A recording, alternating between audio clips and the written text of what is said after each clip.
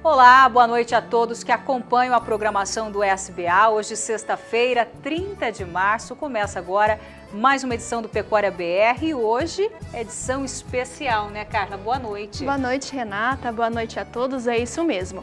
Hoje você vai rever os melhores momentos do 13º Encontro de Confinamento, Gestão Técnica e Econômica, realizado neste mês em Ribeirão Preto, interior de São Paulo. A realização foi da Coan Consultoria e do Canal do Boi. Carla, e com o tema Alquimia do Confinamento, transformando o seu negócio em lucro, o evento contou com diversos temas, entre eles mercado e economia, inovações tecnológicas, gestão e manejo e sistemas integrados. Destaques que você acompanha agora no Pecuária BR Especial.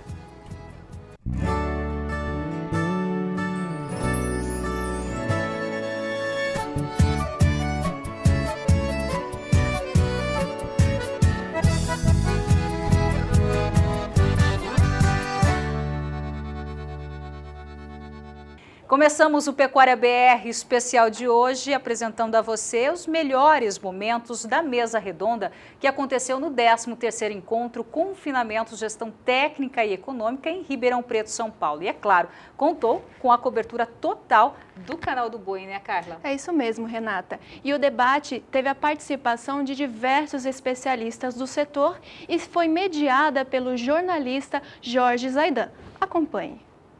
Rapidamente apresentando os integrantes dessa mesa redonda, Lígia Pimentel, que é consultora da Agrifato, é também pecuarista, não só consultora, mas também vai ao campo, é pecuarista. Nós temos o Adolfo Fontes, que é o analista sênior do Rabobank, Maurício Palma Nogueira, consultor da Agroconsult, e aqui, à minha esquerda, o Fabiano Tito Rosa, que é gerente executivo de compras de gado da Minerva Foods. Conforme já foi explicado para todos que acompanham a nossa programação, esse encontro, confinamento, é dividido em painéis. O painel de hoje foi Economia e Mercado.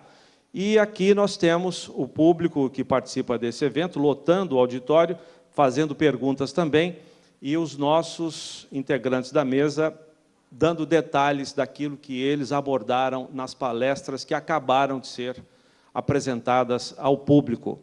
Eu gostaria de começar falando sobre o mercado de opções Adolfo Fontes, o que o pecuarista pode contar com o mercado de opções como ferramenta de fazer negócios em 2018. Boa tarde a todos. Na verdade, acho que eu vou tratar um pouquinho da questão do mercado futuro como um todo. Acho que depois a Lígia pode comentar mais especificamente das opções. Eu acho que a grande mensagem para o pecuarista, para o produtor de gado, é olhar para essas ferramentas como, na verdade, uma maneira de você garantir margens, né? Eu acho muito saudável falar sempre na questão da margem dentro do sistema de produção, né? Quando a gente olha para o mercado futuro e acompanha a movimentação de preços, achando que a gente tem a oportunidade, talvez, de pegar o melhor momento e acertar aquele olho da mosca, né, como a gente costuma falar, é realmente uma abordagem, às vezes, não muito saudável, porque a chance de errar é muito grande. Mas, a partir do momento que você tem, dentro da propriedade, o controle dos custos, uma gestão de risco, entende qual que é a sua estratégia em termos de margem e olha aquele preço com a oportunidade de travar margem, eu acho que aí é a grande mensagem para o pecuarista, né, focar então, nos resultados financeiros e não no preço propriamente dito. Lígia, quer complementar? Você falou de opções, né? A opção é o que eu falei, ela é cara num primeiro momento, mas quando você exerce o seu direito, você precisa exercer seu direito, ela sai como uma coisa muito barata, né? E ao contrário do que muita gente acredita e afirma, tem muita gente que fala, mas opção não tem liquidez. A verdade é que tem, né? A verdade é que a gente tem negociado bastante contrato de opção no mercado. E, como eu falei, o custo relativo da opção está mais barato esse ano, né? Clássico caso de vontade de uso da opção crescer é quando você bate o carro. Puta, por que eu não fiz o seguro? Então, no ano passado, repito, o momento em que eu mais recebi telefonema foi depois de maio, quando o mercado chegou aí a mais ou menos os 120, né? Quero fazer um seguro. Tá, você vai fazer um seguro 118 por 4,50. Quer? entendeu? Então, aí estava mais difícil, já passou a chance. Então, a gente não age depois que o mercado já aconteceu, a gente age antes e, dentro disso, a gente tenta uma estabilidade, né? Ou diminuir o máximo possível o nível de risco. Risco é impossível de eliminar, mas a gente diminui o máximo possível. E, dentro disso, a gente tem uma boa chance aí dentro do mercado de opções, que eu acho, para mim, esse ano e nesse momento, isso pode mudar ao longo do ano, parece como a estratégia mais atraente para um ano que pode trazer aí, que traz já tanta incerteza e que pode trazer dentro da incerteza muita volatilidade. Obrigado, Lígia. As perguntas de vocês começam a chegar e nós vamos dar prioridade às perguntas da plateia. O Rogério Brambila pergunta ao Fabiano da Minerva Foods: por que não temos ou fornecemos cota Hilton pelo estado de Rondônia? Porque o estado da Rondônia não é habilitado Europa, né? Então, é um trabalho que precisa ser feito na cadeia, junto com o Ministério da Agricultura, para habilitar o estado. Um tempo atrás, teve um movimento nesse sentido, não só da Rondônia, mas como do Tocantins também. O Minerva chegou a habilitar os confinamentos próprios, né? Nós temos confinamento no Tocantins e em Rondônia. Nós habilitamos nossos confinamentos para ter um estabelecimento onde os técnicos pudessem visitar, mas por problemas diversos a tentativa não foi para frente e esses estados ainda não são habilitados para atender a Europa. Aproveitando que você está aí, Fabiano, você mencionou a exportação de bezerro e boi magro em pé como um negócio. Isso não seria, essa exportação não faria falta para termos boi gordo no segundo ciclo do confinamento? Qual é o que a Minerva Foods visualiza com essas exportações? Eu não abordei a exportação de gado vivo na minha apresentação, mas a exportação de gado vivo ela é um nicho. Ela é um nicho que cresce, mas ela é um nicho. Você tem diferentes demandas com relação a esse negócio. Você tem aqueles países que compram para abastecer a indústria local, para bater e produzir carne, né? E eles compram ou porque não tem volume de gado suficiente lá para manter a indústria funcionando, e aí eles optam por manter a indústria funcionando, então importa esses animais, ou para atender os abates rituais, que eles preferem fazer em loco, né? Acabam comprando. Você tem países que compram com o objetivo de reprodução, de aumentar rebanho, então esse é um outro mercado. Enfim, você tem diferentes mercados. É um mercado de nicho, o Brasil vai exportar 400, 500 mil cabeças no ano, isso para um país que tem 200 milhões de cabeças, que abate 35 milhões de cabeças, isso aí não é nada. Não compete com a exportação de carne bovina, não são mercados que competem entre si, eles são complementares, tanto é que a Minerva atua nos dois mercados, a gente acha que tem sinergia, e é um negócio que deve continuar funcionando normalmente. A gente teve aí alguns problemas recentemente no Brasil, em função do embarque que estava sendo feito no Porto de Santos, né? O Maurício abordou essa questão na palestra dele, né? Isso gera alguns entraves e gera um pouco de dor de cabeça, né? Porque é um negócio legalizado, que seguiu todas as normas, que foi fiscalizado em todas as suas etapas, que tinha o ok dos órgãos competentes, inclusive do Ministério da Agricultura, né? E alguém achou que o negócio era feio, levantou a mão lá e um juiz resolveu embargar, né? Então, segurança jurídica zero, né? Mas foi revertido, inclusive, com a própria ajuda do Ministério da Agricultura, que acionou a AGU, e reverteu a decisão do juiz. É um negócio que vai continuar girando normalmente, talvez se escolher melhor determinado perfil de embarque, volume de animal, de que porto que vai ter que sair. E como é um negócio que não tem ativo fixo, isso é interessante colocar. Eu posso fazer isso por qualquer país do mundo. Eu não tenho ativo, eu não tenho planta, eu não tenho indústria.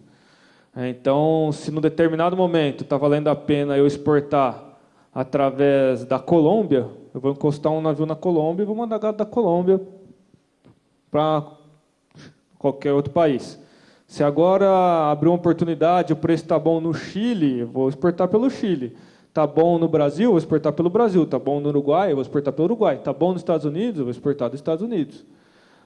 Então, é um negócio de trading. Não tenho planta, não tenho ativo. Basicamente, eu fico tradando. E a gente acredita nesse negócio, a gente acredita que vai continuar evoluindo normalmente, vai manter o seu ritmo de crescimento, que é um negócio interessante, e nós vamos continuar explorando ele. Maurício, você foi citado, você quer complementar? E eu até emendaria a exportação, esses problemas judiciais já foram citados aqui, não seria decorrente de uma falta de comunicação adequada, que foi uma coisa muito falada aqui hoje também? Zaidan, eu acredito que sim, a gente perde sempre esse debate justamente pela nossa pouca habilidade comunicativa, né?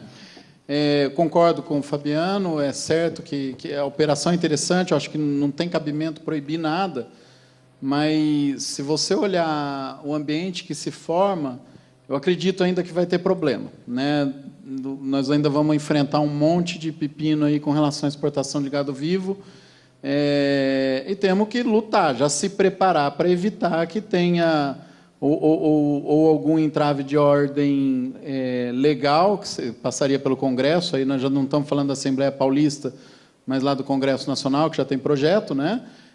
Já se fala, inclusive, em criar regras mais rígidas para transporte de gado em rodovia, e tem a questão do juiz, né? Então, o juiz toma uma decisão lá e causa um prejuízo enorme para a cadeia. E, no longo prazo, é bom a gente ter essa possibilidade de colocar animais vivos em mercados que querem comprar, né? Isso até ajuda a gente a fortalecer a indústria, aquele raciocínio do couro, da desindustrialização, que não é uma verdade, né? A verdade é que a produção na área agrícola subiu mais, e, no caso da pecuária, é a mesma coisa. Então, a indústria ela se fortalece e começa a se posicionar melhor no mercado de carne, passa a compensar a gente vender carne, né? Então, o mercado tem que ser aberto. Eu discordo de qualquer iniciativa que proíba alguma comercialização de qualquer tipo de produto, né, produzido aqui no agro, produzido dentro do país, né? Isso contempla também uma pergunta que chegou da plateia, não está identificado aqui quem fez, mas as pressões vêm de concorrentes do Brasil, vêm de ONGs, e essa comunicação poderia resolver isso? Acho que sim, um trabalho é árduo, né? Então, um exemplo, recentemente, teve 2 artigos no Valor, né? Um pouco até agressivo, pesado, criticando quando representantes do agro falam desse aumento de produtividade, e outro que eu escrevi não respondendo, mas falando do ganho que a gente teve. Para você ter uma ideia, o artigo negativo foi compartilhado 10 vezes mais do que o artigo positivo. Se você pegar isso, qualquer outro, então vai o ministro, fala alguma coisa, o compartilhamento dos negativos é grande. E a gente tem que se comunicar. Com relação de onde vem a pressão, eu não acredito em nenhuma teoria de conspiração, que o povo se une. Agora, o dinheiro se movimenta de acordo com interesses. Então, eu tenho ONGs posicionadas em pressões que nos atrapalham, e se tem alguém com recurso que acha interessante, isso se movimenta, né? Mas, aqui dentro, nós estamos lidando com gente que eles têm ideologias fortes, não acredito que as pessoas sejam maldosas, né? São teimosas, preconceituosas. E você não combate preconceito e dogma brigando, né? A gente tem que ir devagar, né, colocando essas informações com elegância, com calma. Às vezes é difícil, mas a gente tem que manter a calma para discutir esses pontos, né? Os avanços nossos são muito grandes. E se a gente não abrir mercado, não facilitar a vida, a gente pune justamente o pequeno produtor. Isso ficou mais ou menos implícita nas 4 apresentações aqui, de alguma forma, né? Em todo momento, a questão da escala estava presente. Guilherme Aguiar pergunta, ele é de Araçatuba, São Paulo, para Adolfo e Lígia. O preço da arroba do boi gordo em Mato Grosso do Sul está muito abaixo de outras praças. É o diferencial de base que você abordou muito bem na sua palestra. É por causa de ano eleitoral, Lígia? Eu quero o Adolfo também, por favor, respondendo. Ainda não, né? Ainda não. Como eu disse, a gente teve uma antecipação das chuvas em relação ao restante do Brasil, antes no Mato Grosso do Sul. E nós estamos vindo aí, como o Fabiano bem pontuou, de anos de retenção de fêmeas. Então, nós temos um ano aí com mais oferta, né? A gente sabe que o Mato Grosso do Sul tem uma característica um pouco mais extensiva na criação de gado, e quando a gente tem um pouco mais de chuva, a gente tem um pouco mais de oferta. O mesmo não aconteceu em outras regiões também importantes produtoras do país. Então, esse é um ponto para ter aberto o diferencial de base ali, localizado. A questão das eleições, acho que vou até pontuar melhor. O que acontece em anos de eleição, né? A gente tem uma elasticidade alta para a carne bovina, para o consumo de carne bovina, e essa elasticidade ela é atrelada à renda, né? A gente chama de elasticidade renda da demanda. Então, quanto maior a renda do cara, claro, até um determinado limite, quanto maior a renda do cidadão, maior o consumo de carne. Como a renda de São Paulo é mais alta e, em relação ao restante do país, e isso agora não estou falando de Mato Grosso do Sul, estou falando no geral, o que acontece em anos de eleição é que entra dinheiro na economia e é muito mais fácil para o paulistano priorizar o consumo de carne do que outros estados que têm renda per capita mais baixa. Então, o boi em São Paulo acaba encontrando uma demanda um pouco maior, mesmo quando vem um aumento, aí, uma alocação de dinheiro extraordinário na economia por conta da eleição, do que outros estados que têm uma renda per capita menor. Então, a elasticidade de renda fica prejudicada nessas outras praças. Então, São Paulo acaba respondendo mais rápido, né? E aí distancia em anos de eleição. Isso não significa que o preço não vá subir. Significa que o diferencial costuma ficar mais aberto em anos de eleição, é uma chamada aí. Mas no Mato Grosso do Sul essa é uma questão. Aí queria passar para o Adolfo complementar. Adolfo, ele pergunta também, travar seria uma opção para se proteger disso? E aproveitando, tem outra pergunta aqui do Luciano de Oliveira, que é produtor rural em Goiás, zootecnista. Ele diz o seguinte: travar boi no CPEA é muito bom para o frigorífico, pois lhe garante o boi, mas é muito ruim para o pecuarista, pois quem travou não ajuda a fazer o indicador subir. Bom, vou primeiro responder rapidamente a questão do diferencial de base, né? Só fazer um comentário em relação a São Paulo. O PIB do ano passado, previsto aí cerca de 1%, né? Acho que o dado já está fechado, para o Brasil. O de São Paulo chegou a quase 2% no ano de 2017, né? Só para mostrar realmente isso, ilustrar, né, o que a Lígia já tinha colocado. Queria, antes de falar dessa questão da indústria, eu acho que até é uma pergunta mais direcionada para o Fabiano, aproveitar um pouco mais para comentar a questão que você acabou de colocar, da questão da comunicação, né?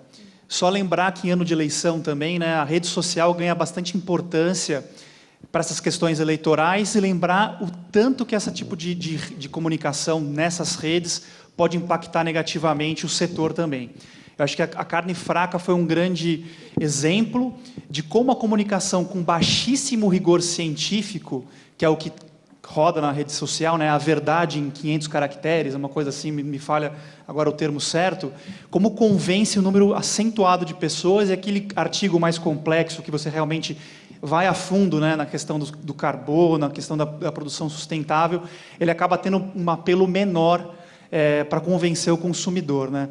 Então, talvez não seja aí um caminho para nós da cadeia tentarmos, talvez, nos comunicar de maneira um pouco mais direta com esse consumidor que está um pouco mais preguiçoso, vamos dizer assim, no sentido não pejorativo, mas querendo a informação mastigada, e a gente dá para ele a informação no formato que ele precisa, porque senão a gente vai perder essa briga, né? Acho que é um pouquinho nessa questão, né? A gente tem que saber se defender, não pela maldade vamos dizer assim, da ideologia do restante, do outro lado da mesa, vamos dizer assim, né? Mas simplesmente porque a gente tem muita coisa para mostrar, e por que não, então, fazer isso no formato que esse consumidor quer digerir isso, né? Agora, desculpa, Fabiano, mas acho que é melhor eu vou passar para você essa outra pergunta da trava do boi.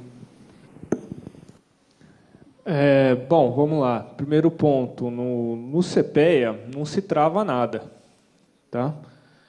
Quem está no CPEA ele está em aberto, o CPEA é mercado, né? Então não está fixado, não está garantido nada. Quem gosta de fazer uma negociação de CPEA, colocar boi no CPEA, basicamente é porque não quer ficar, toda vez que tem um lote para vender para o frigorífico, ficar ligando para negociar. Então coloca no CPEA, CPEA teoricamente é a média de mercado, Então, o pecuarista aloca o gado dele no CPEA para correr ao longo do ano e já negocia com o frigorífico as premiações, se for um Boi Europa, Hilton, Prime, qualquer outro produto que esteja sujeito à premiação, já se define também as premiações ao longo do ano. Está feito o negócio. Não tem nada travado, não tem nada fixado, tem as quantidades garantidas para o frigorífico. No termo, sim. Tem gente que usa a terminologia termo para falar de negociação de futuros, de opções e de CPEA também, né? Negociação de escala. Quando você fixa futuro, sim, você está fixando, você tem o preço garantido. Ou quando você faz com opções ou seguro de preço, você tem um mínimo ali assegurado. É isso, o CPEA você está em aberto. Sim, quando um frigorífico faz muita negociação de termo, vamos usar o sentido amplo da palavra, ele garante um volume X de gado para a sua produção. E aí a necessidade dele de compra no spot cai, é menor. Ele precisa comprar menos gado no spot. E, obviamente, que esse frigorífico vai tentar trabalhar o preço no spot, né? Já que eu tenho que comprar menos, eu vou tentar comprar melhor. Ok? Isso é natural. Se isso influencia na formação de preço, isso é bastante discutível. Várias análises que a gente fez acabam mostrando que não. E aí você começa a inferir uma série de questões. Por que não? Primeiro, que o volume de termo é pequeno em relação ao total negociado no Brasil. É muito pequeno. Depois, que o frigorífico que tem muito termo vai comprar pouco no mercado, ele acaba influenciando pouco na formação do preço. Esse frigorífico. Os outros frigoríficos que não fizeram termos, vai falar, tudo bem, mas então diminuiu a concorrência com você. Tá, mas quem fez o termo acaba tirando os lotes grandes, melhores do mercado, e os outros frigoríficos saem correndo atrás do que sobrou, às vezes o preço até sobe. Tá? Então, é discutível, cada um tem a sua opinião. Mas agora eu acho o seguinte, a gente tem que entender todas as ferramentas de comercialização que existem, né, e ver qual delas que atende a minha necessidade num determinado momento. Saber como utilizá-las, saber como elas funcionam e analisar o mercado para ver qual delas me atende naquele momento. Ninguém é obrigado a fazer um tipo de negócio, ninguém é obrigado a fazer o outro. Eu acho que é questão de conhecer, deixar todas na prateleira lá e ver que hora que você usa cada uma delas. Não? Pois não, Maurício? Só complementar uma coisa, eu acho que a pergunta é Guilherme que perguntou. Eu tenho uma pergunta também para você, depois dessa, que já que foi citado o indicador de preço, lembrando que tem um grupo de pecuaristas no Brasil com mais de 1.200 seguidores, que esse grupo quer criar um indicador de preços paralelo ao indicador que nós temos do CPEA. Queria saber a sua opinião sobre isso também. É exatamente isso que eu queria comentar, complementando até o que o Fabiano falou, né? Eu acho que a pergunta diz respeito também a um comportamento que vem de uma mudança de mercado, mas se você faz uma negociação cujo preço é baseado no CPEA mais um prêmio, lá na frente, se você, mesmo que você ligue no CPEA, informe o negócio, ou o frigorífico mande o teu negócio para lá, tua venda não pode participar da formação do indicador, né? Então, como é que isso pode mexer no preço? Aí entra outra dimensão do indicador que não tem a ver com... Não é uma decisão do CPEA mudar a metodologia, isso aí tem que ser negociado via B3, né, a BMF, que os negócios não são ponderados. Então, eu estou lá no mesmo dia, negocio 10 bois, ali já negocia 1.000. Deveria entrar 1.000 vezes o preço que ela vendeu, mais 10 vezes o preço que eu vendi. Mas não, é a média corrida, né? Então, o negócio que compõe. Como a maior parte dos pecuaristas que fazem negócios a termo ou futuro tendem a vender uma quantidade maior de boi, você tira maiores vendas, maiores negociações, geralmente a preços melhores, da formação do indicador. Qual é o grande problema que incentiva o grupo que está tentando fazer esse indicador, que é louvável? Eu acho que tem que ter mais estrutura de negócio, eu acho que eles merecem apoio, merecem força, que dê certo, né? Criar uma nova forma de referenciar mercado, né? Hoje, o que forma, os negócios que formam o indicador não representam o mercado do dia. Tem a ver com a própria estrutura de concentração, que esse ano eu não explorei muito aqui, mas é a base da minha palestra, né? Por que o mercado se concentra? Porque está excluindo, né, o pessoal que não vende volume, que não escala, né? Então, criando um indicador novo para ser uma referência de negócio, eu acho que vai ajudar, inclusive, a estimular um debate para modernizar o indicador do CPEA. Eu só gosto de reforçar que a gente vê muita crítica injusta. A metodologia não está na mão deles, não são eles que decidem, né? Isso é imposto, né? Tem que ser negociado para que eles mudem. O Maurício está falando sobre a implantação aí, ou a implementação de um indicador novo. Inclusive, tem gente que está fechando o negócio não mais no CPEA, mas em outros indicadores. Isso ocorreu. Tem gente que está falando, ó, em tal lugar o preço divulgado é um pouco mais próximo do que eu estou vendo na negociação com o frigorífico. Você aceita fechar? Aceito. Então, tem contratos de termo que estão fugindo aí, em alguns pequenos casos ainda, mas já aconteceu, que estão fugindo do CPEA. Então, o que você está falando, na verdade, já é a realidade. O pessoal só está querendo pegar isso e melhorar ainda mais, né? Trabalhar ainda mais. Vamos para um breve intervalo comercial e, na volta, mais um pouco sobre a mesa redonda que aconteceu no 13º Encontro Confinamento, Gestão Técnica e Econômica, uma parceria com a consultoria com o Canal do Boi. Nós já voltamos. Pecuária BR de volta, especial confinamento, trazendo para você, produtor, informações do 13º Encontro de Confinamento, Gestão Técnica e Econômica, realizado no último mês em Ribeirão Preto, interior de São Paulo. A realização é da Coan Consultoria e do Canal do Boi, Renata. E você segue revendo os melhores trechos da mesa redonda que reuniu melhores especialistas do setor. Veja. Bom, nós temos muitas perguntas e o nosso tempo vai correndo também. Vamos tentar contemplar todas elas. Do Lucas Borges, Capu Nutrição Animal de Unai. Por causa das diversas situações de instabilidade de preço do milho e preço da arroba, vocês acham que será um ano para se trabalhar no confinamento com alto grão no concentrado? Foi um tema até não abordado nas palestras, mas fiquem à vontade se quiserem responder a pergunta ao Lucas. Eu acho que sim. Aliás, foi o tema que eu explorei o ano passado, num ano bem negativo, né? Inclusive, nós temos produtores aqui que a gente sabe que conseguiu melhorar o resultado confinando num ano que tudo parecia pior, que seria pior, né? Eu acredito que a hora que a gente tem um projeto tecnológico, não tem como voltar atrás, nós temos que andar, né? Num ano que o cenário fique ruim, e não acredito que esse cenário hoje se desenha, mesmo lá com a relação de troca pior para o milho, né? A gente ainda está na média histórica, e quando você compara com as tecnologias que a gente tem hoje, a possibilidade de imprimir ganho, o desempenho tende a ser melhor. O que você tem que ficar atento num cenário desse é se a diferença entre o preço de venda e os custos diretos variáveis, né, vai ser positivo. E aí sim entra a importância da gestão de risco. Quanto menor essa margem, maior o risco disso aí virar prejuízo, né? Esse risco é maior quando você compra o boi.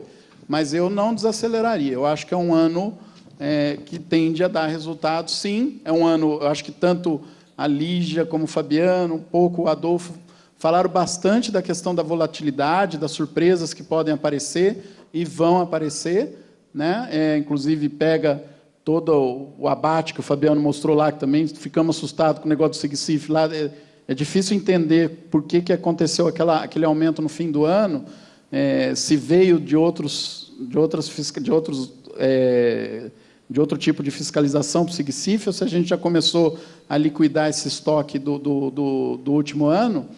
Mas, em algum momento, a gente deve ter uma baixa. Se esse momento cair com a hora que você tem os bois para vender, não tiver redeado, é prejuízo. Então, não é o preço do milho, nem o preço do boi que justifica uma decisão. Mas como é que eu administro isso para não perder durante o ano? Eu acredito que o segundo semestre vai ser mais seguro para vender do que o primeiro, né? Mas pode ser que não aconteça, né? Na verdade, desculpa, só para complementar, eu imagino que essa pergunta tenha vindo pela questão da volatilidade e da precificação do milho, que está trazendo aí bastante incerteza, bastante insegurança. E, na verdade, a gente tem uma psicologia que, às vezes, nos trai muito a eficiência da estratégia, que é, quanto mais apertada está a minha conta, menor a minha vontade de fazer o seguro, porque é um custo a mais, né? Fica menos atraente contabilmente ali, né? Porque minha margem já está pequenininha, eu vou estreitar ela ainda mais, mas o seguro vale, inclusive, para o milho também. E aí é o que o Maurício falou. Quanto menor tiver sua margem, maior sua necessidade de fazer algum tipo de seguro. Por exemplo, ano passado, só para dar um exemplo prático, real, a gente começou o ano com o cliente travando margem negativa, travando um prejuízo operacional, considerando que o diferencial de base estava para a região dele, estava mais ou menos em 15%, 16%, né? E a gente estava considerando uma possibilidade desse diferencial ir até 16%, 17%, 18%, para traçar o pior cenário possível. O que aconteceu foi que o diferencial de base encolheu, ele fez a proteção mesmo com margens negativas, e o pior cenário possível se tornou um resultado bem legal num ano de crise como o ano passado. Então, a gente traça o pior cenário possível. Se ele não tivesse travado, porque ele, nossa, já estou em prejuízo, vou travar um prejuízo, já escutei isso muito. Sim, pode piorar, pode ser um prejuízo duplicado, triplicado. E foi o que aconteceu. E, na verdade, como a gente tinha feito o pior cenário, ele foi mais eficiente do que esperava, acabou terminando o ano bem. Foi um ano bem legal para esse cara. Então, esse é um exemplo. Pergunta para o Fabiano: por que os frigoríficos não pagam um prêmio justo a ponto de incentivar o pecuarista a produzir o boi de 2 dentes? Justo é relativo, né? Basicamente por isso, né? Porque a gente tem uma conta para pagar também, né? A gente trabalha com precificação diferente dependendo do perfil do animal, não é? E hoje já, mesmo o frigorífico que não tem de tabela uma premiação, uma tabela de premiação, na negociação, dependendo da necessidade no momento do perfil do animal, ele sabe que animal que ele pode pagar mais ou pode pagar menos, né? Ou deve pagar menos. Então, o boi hoje não tem o mesmo preço, tá? Varia de frigorífico para frigorífico, de momento para momento, mas hoje, naquele negócio de todo boi vale a mesma coisa, isso já não é mais assim. Agora, o justo é aquilo que o mercado paga, né? Eu vou citar outro exemplo, né? Por que não paga mais no Prêmio Europa? Muita gente vem falar isso. Por que não paga mais no Boi Capão? É tudo conta, pessoal. Igual vocês têm a conta de vocês, a indústria tem a conta. Se o mercado paga tanto, esse boi originado custa tanto, o que eu consigo pagar mais? Consigo pagar esse X a mais. Esse X tem hora que agrada ambas as partes, tem hora que agrada só uma delas, tem hora que não agrada nenhuma, né? Faz parte do jogo, né? Tem uma pergunta também. Eu vi você dando uma entrevista dizendo que a cadeia precisa se tornar flexível às necessidades de mudança para o mercado. Eu queria que você explicasse melhor, justificasse o que você disse. O que eu quis dizer é que a gente tem que ser flexível, é uma obrigação hoje, né? Dada a volatilidade, dado o aumento da exigência. Às vezes um negócio que você fez o ano passado não é bom para você fazer esse ano. É isso que eu quis dizer. Às vezes o ano passado foi bom engordar novilha, esse ano é melhor boi gordo, esse ano é melhor vaca, esse ano é melhor... Então, o que a gente tem que acompanhar as exigências do mercado, acompanhar o que vem acontecendo em termos de preço, custo de produção, sentar com o seu frigorífico, que é o seu cliente final, ver o que ele está precisando, ver se dá para encaixar algum tipo de produção que atenda a necessidade de ambos e com retorno. Igual eu falei, eu vou dar alguns exemplos gerais, né? Pessoal, algumas coisas que todo mundo tem que estar no radar. Premiação Europa, normalmente melhor no primeiro semestre do que no segundo. Tá? Então, você tem um sistema de produção que você consegue ser um pouco mais flexível, de produzir uma parte de gado de safra e não só concentrar tudo na entre-safra no seu confinamento, é interessante. Você vai ter mais prêmio agora. Novilha é um produto que está ganhando valor. Por quê? O Minerva, por exemplo, nunca foi grande comprador de fêmea, porque a nossa carteira normalmente é de exportação, vários mercados não aceitam fêmea porque não degola, né? Então, abate halal, abate kosher, você não pode fazer com fêmea. E a novilha normalmente é mais leve, você tem um aumento de custo fixo, aumento de custo na indústria, você normalmente é trabalhar com 6, 7% menos que o boi. Ok? Essa era a realidade até então. Só que, dada a dificuldade agora de fazer Hilton, por exemplo, e a novilha tem a flexibilidade de se fazer com 4 dentes, em vez do macho inteiro, que é dente de leite, abriu uma janela para frigorífico habilitado o Hilton trabalhar melhor com novilha. Outra questão, igual eu falei, Chile. No caso da Europa, tem que ser novilha pesada, tá? 14 arrobas acima. Agora, o Chile, por exemplo, também aceita fêmea e dá para fazer com 12 arrobas acima. E aí caiu uma carteira Chile boa numa determinada unidade minha, ou eu faço com macho 2 dentes, que é raridade, ou eu faço com a novilha, que até 4 dentes. É melhor eu fazer com a novilha, é mais fácil. Eu tenho mais desse produto do que do outro. Então, nós temos mais facilidade de fazer com a novilha, a gente está fazendo negociação diferenciada, dependendo do padrão dessa novilha, na novilha. Então, ser flexível é isso, tá? Atento às tendências, às exigências de mercado e conseguir adaptando o seu sistema, o seu modelo de produção àquilo que naquele momento pode te dar mais retorno. É o que a gente faz na indústria hoje, e nós que estamos na produção, tanto a indústria como o produtor, vamos ter que fazer cada vez mais. Ficar só estanque, eu só engordo boi assim. Só compro boi em tal lugar, com determinada era, mais ou menos com tal peso, para entrar e ficar tantos dias no confinamento, que eu vendo com tantas arrobas. Meu sistema de produção é esse. Tem ano que você vai ganhar dinheiro, tem ano que você vai perder, podendo ganhar, às vezes, de uma outra forma. Isso é que é ser flexível. Né? Adolfo, a demanda fraca é a justificativa da indústria para não melhorar o preço da arroba do boi gordo, mesmo em época de oferta baixa.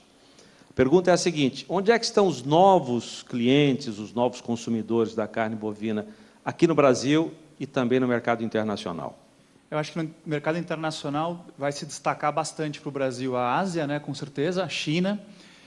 Hoje a China, mas eu acho que tem outros países do Sudeste Asiático, o Fabiano até comentou aí da Indonésia, outros países que podem ser bastante interessantes para o Brasil nos próximos anos. A gente tem o Oriente Médio, também, que tem essa questão do abate halal, etc., que também vai muito bem com o Brasil, e a tendência é melhorar. Pensando nos próximos anos, eu acho que o desafio é reabrir o mercado americano para a gente reabrir a discussão, por exemplo, com o Japão, Coreia do Sul, outros mercados que hoje o Brasil não atua e teria totais condições de atuar aí nos próximos anos. O México, eu acho que é um país que está um pouco mais próximo do Brasil hoje, principalmente porque já é um grande cliente do Brasil para frango, né? Um cliente recente, mas que cresce de maneira bastante acelerada as compras de frango do Brasil. Acho que isso é uma porta de entrada. A segunda questão que nos ajuda é a instabilidade emocional nas negociações do Trump, que eu acho que acaba ajudando o Brasil nesse ponto. Eu não sei, eu acho que ele deve ter alguma estratégia por trás disso, mas, de toda forma, hoje ele é muito duro na negociação do NAFTA, principalmente contra o México, e a gente vê muito o México olhando para o Brasil como uma alternativa, não só para proteína, mas para grãos e outros produtos agropecuários, que eu acho que a gente vai ter uma grande oportunidade de parceria aí com o México. Em relação ao mercado interno, eu acho que a geração, os novos consumidores de carne, é a geração nova, né? Eu acho que a gente tem um consumo bastante maduro na nossa geração, nos adultos, etc., mas eu bato nessa tecla porque eu acho que vem um pouquinho da questão da flexibilidade também que o Fabiano colocou, da questão da gente ter a capacidade de sair um pouco do nosso dia a dia para enxergar as oportunidades, não só que estão acontecendo à nossa volta, mas aquelas que podem acontecer no futuro. E a gente vai ter que se comunicar muito melhor. Eu sei que eu volto nesse ponto sempre, mas é uma preocupação. A nossa cadeia precisa olhar um pouquinho a questão do consumidor um pouquinho mais de perto. O Fabiano acabou de comentar, né, só pegando o gancho, o Chile tem determinados momentos que tem tal exigência, o Irã tem determinadas exigências. Na verdade, é o consumidor, né, que manda na gente. Essa é a verdade. O consumidor ele decide o que ele quiser, ele muda de opinião rapidamente, é influenciado por diversas fontes de informação, ele vai ter o seu pedido para o frigorífico, que vai ter o pedido para para o produtor, que vai ter a sua demanda para as consultorias, para os bancos, para os mercados futuros. Ou seja, se a gente não tiver antenado nesse novo consumidor de proteína animal que está se desenhando, mais exigente, mais conectado com as informações, que vai querer, por exemplo, eu estava comentando aqui com o Maurício aqui, essa questão do indicador. A tendência é que com a tecnologia, com as startups que estão surgindo, no agro, inclusive, né, que estão entrando para o agro, que esses registros das transações, etc., sejam muito mais volumosos, vamos dizer assim, que melhore bastante esses indicadores, né? Eu acho que esse não vai ser um problema do mercado nos próximos 5, 10 anos. Pelo menos a minha visão é que a gente vai ter muito mais tecnologia disponível para o agro, dentro das fazendas, que vai nos ajudar a ter indicadores de preços muito melhores e de rastreabilidade muito melhores, né? É uma questão agora de a gente receber essas tecnologias, aceitar, testar e usar. Mas é um pouco disso, né? A gente tem que olhar a tendência e lembrar que o consumidor é que está na ponta e ele que manda no resto, né? Não adianta a gente brigar em nenhum momento. A gente tem que se comunicar em conjunto com o consumidor, simplesmente para entendê-lo melhor e atendê-lo melhor como consequência. Alguém cita o que o Maurício disse, de uma tendência de confinamento de 4.800.000 cabeças? Não, é 1,8. Na verdade, é o abate. Temos 1,8 Não, aqui a tendência de confinamento é 4.800.000 cabeças. O Fabiano falou em aumento de abates em janeiro, fevereiro também, na palestra, e ele pergunta... Zaidan, desculpa. Pois não. Só, a gente tem uma pesquisa que a gente já identificou 4.500.000. O nosso número é de 5,2 milhões, indo para 5,3 milhões para esse ano. É tendência, nós ainda vamos checar isso a campo, né? Mas é um número de confinamento, envolve também a terminação intensiva a pasto, que é uma quantidade menor, né? Mas é um número que vem crescendo ano a ano. Desculpa, só para ficar claro a questão do dado. E aí, em função disso, ele pergunta como é que fica o ágio do boi magro em relação ao preço do boi gordo. A Lígia pode também... Pergunta para você, Maurício. A Lígia quer responder também. Fala. Projeção, né, para o ano, tem queda do ágio do boi magro em relação ao boi gordo. Fica mais interessante pôr um boi magro no confinamento, né, e terminar um boi gordo esse ano, nesse momento, né? Mas, dependendo de como o mercado se comporta, isso pode mudar, né? Mas hoje a gente tem uma tendência de melhoria da relação de troca. Me preocupa o perfil de abate do ano passado, que o Fabiano falou meio por cima aqui no CIF, mas se você pegar, além do estoque de fêmeas, típico do momento que a gente vive, né, do ciclo pecuário, as irmãs novilhas que foram abatidas em relação aos machos, mostra que nós também deixamos muito macho para esse ano. Né, que peso que esses machos estão, algumas regiões não tiveram dificuldade para tirar boi das fazendas, então tem muita coisa que está acontecendo que a gente não consegue saber, né? Então pega em um ano é muito peso que pode estar ou não esses animais que vão entrar no mercado. Dependendo da categoria que eles entrem agora, eu posso inclusive melhorar essa relação de troca, né, comprando melhor o boi magro nessa entrada de seca, né, e lá na frente, caso a economia se recupere mais do que a gente espera, caso as exportações voltem, esse aperto que é verdade, né, não é choro do Fabiano, que os frigoríficos realmente estão apertados, todos os indicadores mostram isso nesse momento. Se isso aliviar lá na frente, a gente tem o gráfico típico que a Lígia mostrou lá, não lembro agora se foi o Fabiano, do perfil, né, de sazonalidade intraanual, né, e fica interessante. Desculpa, Lígia, te cortar. Não, imagina. Fora isso, tem a própria questão de tendência de longo prazo e de formação de estoque que a gente criou dentro do ciclo pecuário, né? Então, em 2015, 2015, vocês vão lembrar, a gente falava em apagão de bezerro, né? Então, era a época de escassez de oferta de reposição. Nisso, a gente pode jogar uma tendência maior dentro do boi magro também. Hoje, a gente já não fala mais disso. Hoje, a gente já tem uma oferta maior de bezerro, a realidade mudou, a troca mudou, a relação de troca mudou, e dentro disso o boi magro vem acompanhando na esteira. O início da operação ao bezerro, o boi magro vem na esteira. Então, dificilmente a gente vai ver aí um aperto do ágio, né? Eu acho que ele tende, na verdade, a se regularizar dentro de uma retenção de fêmea, que é o que a gente teve aí nos anos anteriores, e agora a gente está invertendo.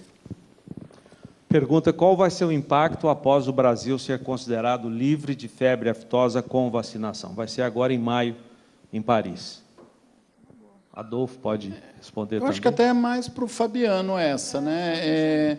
Eu acho que, só a minha opinião para ajudar aí, eu acho que nós estamos vindo num ciclo que é difícil mensurar o impacto ou que vem da competência da negociação e do esforço dos últimos anos, né? Então, pega todos aqueles mercados que estão para reabrir, para voltar, é difícil avaliar, né? Essa é a minha visão hoje. Eu acho que a gente vem numa toada crescente de aumento de importância. A crise da carne fraca o ano passado ajudou a mostrar que a falta do Brasil no jogo aumenta a inflação mundial, né? Então, tudo isso aí vem ajudando a gente a manter essa curva. Eu acho que vai ser bem difícil a gente separar uma coisa do outro, mas é evidente que é positivo, né, a gente mudar o status sanitário.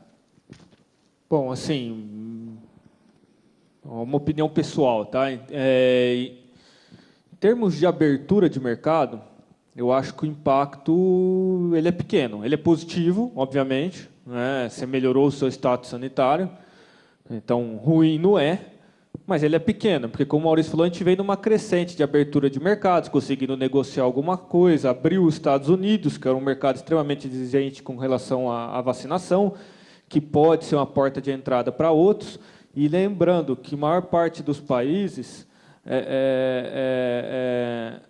que não aceitam carne de animais oriundos de vacinação, também tem um outro perfil de demanda em termos de carne. Estados Unidos não, porque leva muito corte para hambúrguer, mas a Coreia do Sul, por exemplo, é um outro tipo de animal que a gente tem que produzir. Enfim, é positivo, mas o impacto eu acho que ele é reduzido perto do que a gente já conseguiu fazer, considerando o nosso atual status sanitário. Agora, eu acho que tem um impacto econômico interessante. Tá? Não estou falando de parar de vacinar, porque a vacina é relativamente barata. Mas hoje se perde muita carne em função de abscesso vacinal. Tá? Muita carne em função de abscesso vacinal. Então, o impacto econômico pecuarista é bom, tá? É menos desconto lá. Para o frigorífico também, vai perder menos no retalhamento de corte que a gente tem que fazer.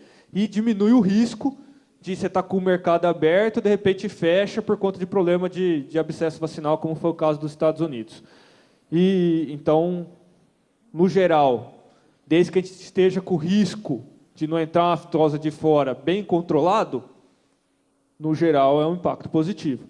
E eu queria dar algumas informações, que está acabando o tempo, só de alguns dados aí que meus colegas falaram na palestra deles, para eles começarem a considerar de quem está na indústria. O Adolfo mostrou a relação de troca com o bezerro e ainda falou que usualmente ainda se usa 17 arrobas, né, que sabe que não é mais isso.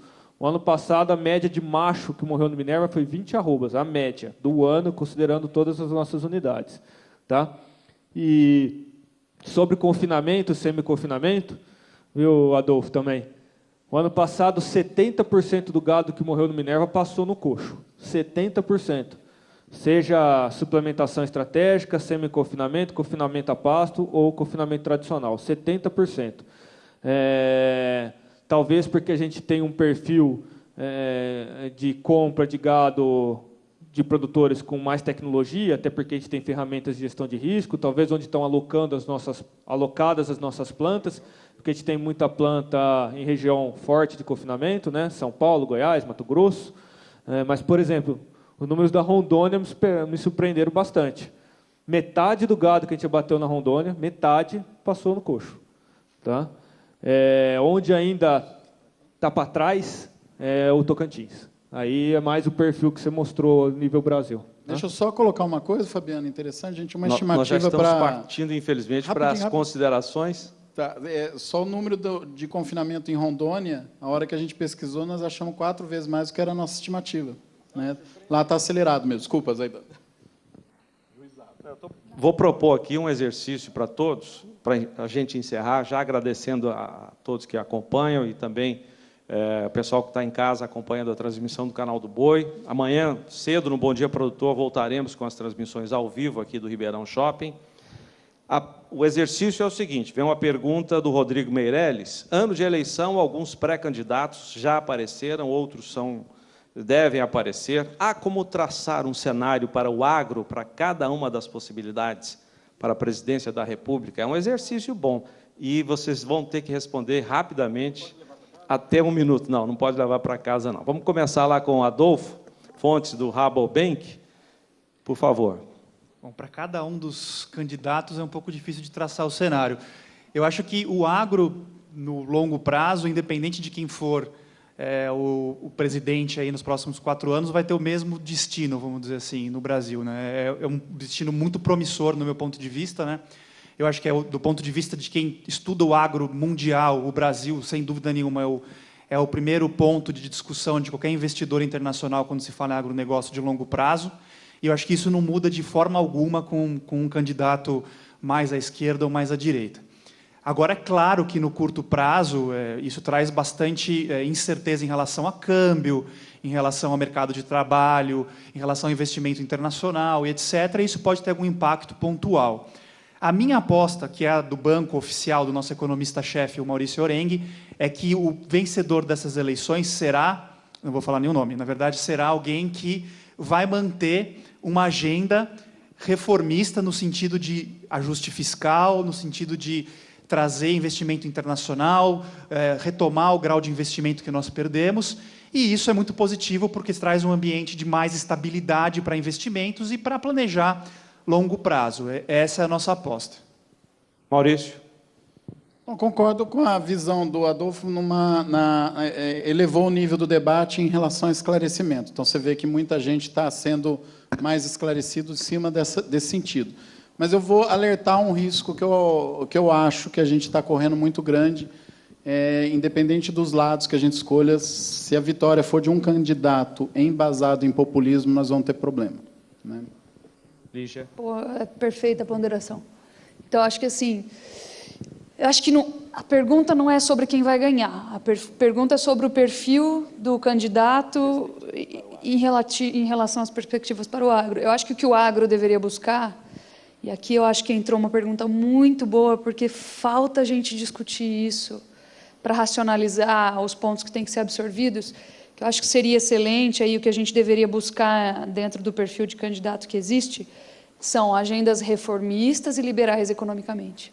Então, isso é para a gente conseguir retomar o que nós perdemos aí nos últimos, eu colocaria 15 anos, né? A gente perdeu bastante espaço nesse sentido, transformando aí necessidades enormes em torno de legislação tributária, questão trabalhista, questão ambiental e todo esse peso que recai diretamente em cima da gente. Então, eu acho que qualquer candidato que traga agenda reformista e liberal se aproxima do que a gente precisa e, consequentemente, se aproxima da realidade brasileira, né? E aí se torna menos populista. Acho que a gente consegue formar aí um todo. Obviamente que é sempre uma corrida louca, mas talvez dê para a gente identificar isso dentro das propostas. Fabiano. Bom, o agro vai bem quando a gente tem expansão do comércio internacional e quando a economia doméstica está forte, porque aí a gente registra também expansão de consumo doméstico. Então é isso, a gente precisa que o próximo presidente seja um presidente reformista e liberal, e fugir aí do populismo. Não é basicamente isso. Se a gente for para esse caminho, a gente vai bem. Se for para o outro, vai mal. Isso aí. E o 13º Encontro Confinamento, Gestão Técnica e Econômica, que aconteceu em Ribeirão Preto, São Paulo, também contou com novidades tecnológicas para engorda de animais. Olha só. Eu estou com o Dr. Marcos Barucelli, que é gerente nacional de confinamento da DSM Tortuga, participando do encontro de confinamento da Coan Consultoria e do Canal do Boi. Dr. Marcos, o que nós temos de novidades tecnológicas na área de aditivos para a engorda dos animais? Tem muita coisa nova chegando no mercado de aditivos para confinamento de bovino de corte. A DSM Tortuga trabalha com um blend de óleos essenciais que chama Crina, que substitui os antibióticos na ração. Os antibióticos são usados hoje como melhoradores de desempenho e o Crina entra no lugar do antibiótico, né, sendo um produto natural, tem mais aceitação no mercado, mais aceitação do consumidor, né? E produz uma carne livre de resíduos, de antibióticos, que o consumidor está querendo cada vez menos na carne. Como é que está o mercado desse segmento no Brasil hoje? O mercado do segmento confinamento cresce de forma expressiva no Brasil. A pecuária brasileira está se intensificando, a engorda tem sido cada vez mais intensiva e o confinamento, você sabe, é um sistema muito intensivo, né? Então ele cresce bastante.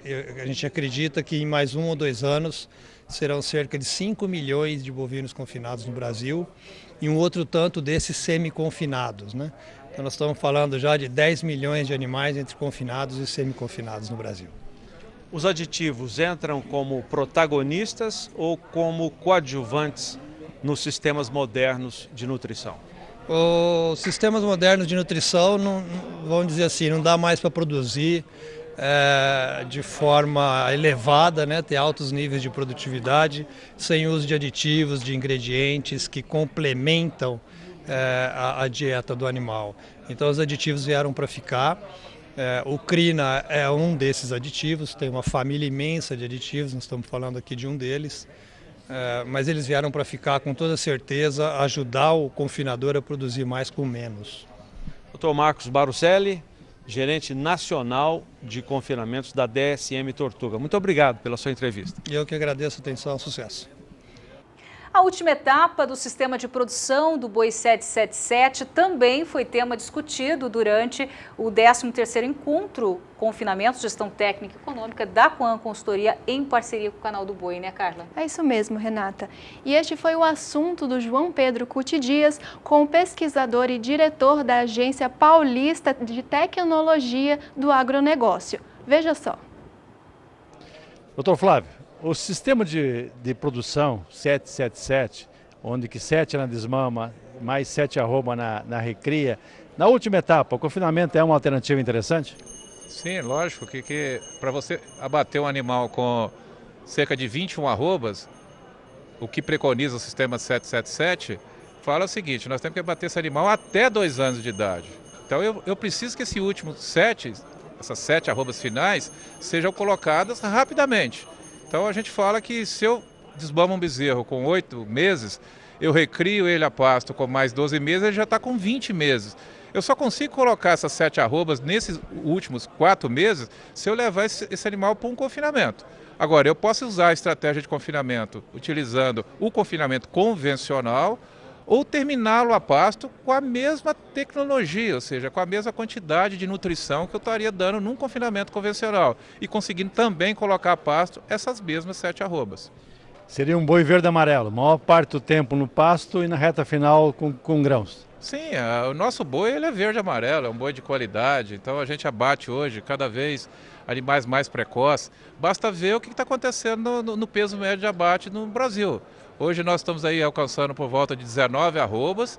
Antigamente se matava boi de 4 anos, hoje já estamos atingindo aí uma média entre 30 e 36 meses de idade.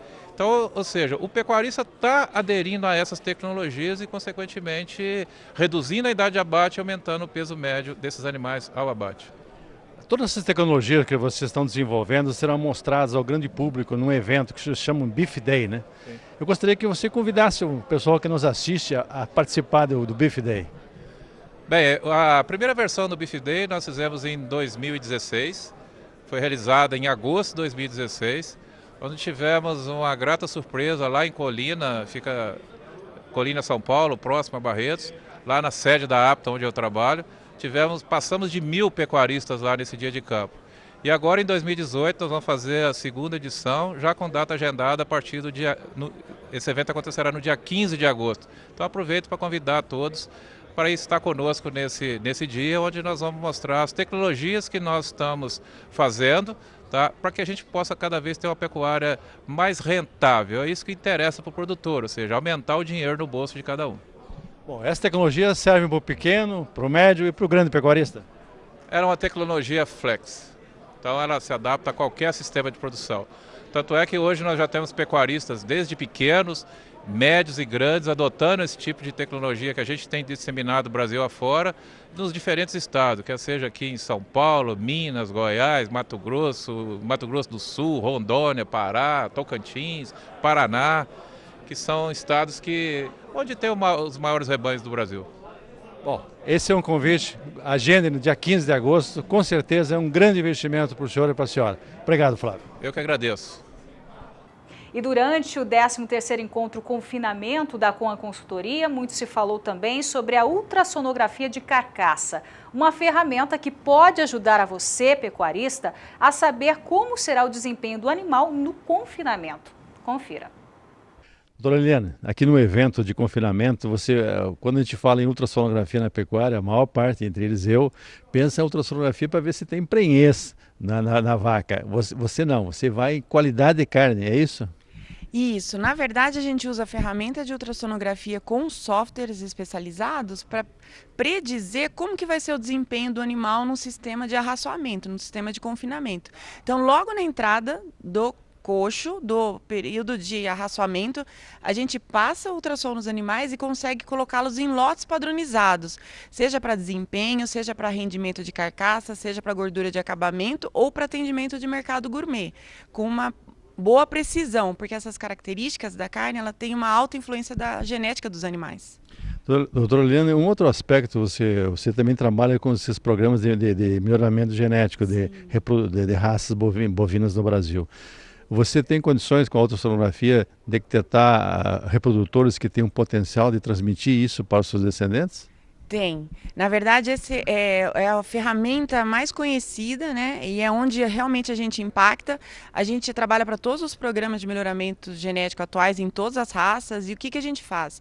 Identifica nos grupos de contemporâneos quais são os animais que possuem aquela genética especial que a gente não consegue ver no olho.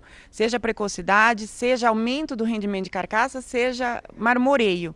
E com isso, utilizando aquele reprodutor, dado o valor da herdabilidade das características que é moderada a alto, a gente consegue colocar aquela característica nos filhos. Então esse é um pecuarista que queira comprar um touro visando produzir uma carne de melhor qualidade, ele tem condição de verificar isso num tipo de um atestado que vocês podem gerar daquele touro e dos seus descendentes? Isso, com certeza. É só passando ultrassom no animal, identificando o que ele é por dentro, qual é a genética que ele tem, você já consegue ter grandes avanços, né? Seja qual for o seu objetivo, seja peso, rendimento, fertilidade ou qualidade da carne. Agora, aqui no confinamento, não. No confinamento, todo mundo já tem a genética comprada, né? A gente olha o que é o animal e coloca ele no lote mais adequado com dias de coxo. Então, é muito importante na estratégia do confinamento, porque reduz custo, aumenta o rendimento de carcaça, prediz o desempenho, identifica os animais pioradores que não vão desempenhar muito bem, vão ter um custo muito alto para o confinador. Então, a gente consegue fazer todas essas extrapolações com a ferramenta. Na verdade, a gente está olhando o boi por dentro, né? Bom, essa vai ser mais uma das palestras aqui no simpósio de confinamento da Coan e com certeza, todos que estão aqui vão ter... Para eles serão informações muito úteis no seu trabalho, no seu projeto de confinamento. Confere, doutora? Com certeza, realmente é o que tem. A gente evoluiu muito em confinamento em todos os âmbitos, né? Nutrição, sanidade, bem-estar, gestão de risco. Agora está precisando olhar para a genética dos animais, né? E a ferramenta vai auxiliar isso. Mapeamento e estratégia. No 13º Encontro Confinamento da Coan Consultoria, em parceria com o Canal do Boi, Jorge Zaidan conversou com o titular da Tulipa Agropecuária, que no município de Campo Norte, no estado de Goiás, adota o modelo de ciclo completo, faz a cria e termina os animais no coxo. Veja. Neste encontro Confinamento, Gestão Técnica e Econômica, eu converso com um confinador de bovinos aqui no Brasil, que é o Rodrigo Briner, titular da Tulipa Agropecuária, que trabalha muito com animais genotipados, seleção feita por marcadores moleculares, exames de DNA que antecipam o conhecimento do potencial do animal, bem jovem ainda. Rodrigo, tudo bem? Tudo bem, Jorge. o que você vai fazer no confinamento em 2018? Bom, Zaidan, no nosso confinamento lá a gente confina, faz o sistema completo na fazenda, né? Faz o ciclo completo na realidade. A gente faz cria, recria e engorda. E a gente, como faz um trabalho de melhoramento genético dentro do DeltaGen, do programa DeltaGen, a gente termina no confinamento todos os animais que são negativos na prova de melhoramento genético, onde os positivos, os 30% melhores indivíduos da safra são comercializados como touros e esses outros indivíduos são destinados ao abate, né? E então a gente vem ano a ano buscando novas informações, buscando novas tecnologias, porque pelo que a gente tem visto aqui, né, no encontro e já vimos vem uma sucessão dos outros anos, a gente acredita que a pecuária ela vai conseguir ter um retorno tão bom quanto o retorno da agricultura, uma vez que a gente passar a investir em tecnologia. Quando você investe em tecnologia, automaticamente você tem que aumentar a gestão do seu negócio. Então, no nosso sistema, que a gente já está muito acostumado a mexer com tecnologia na parte de reprodução, a gente vem intensificando a mesma coisa no confinamento, desde o sistema que a gente implanta de controle até o sistema na produção do volumoso e do grão que a gente vai fornecer para esses indivíduos. Você tem o boi magro em casa, que responde por 80% do custo de produção no confinamento. 80% do preço da arroba refere-se ao boi magro.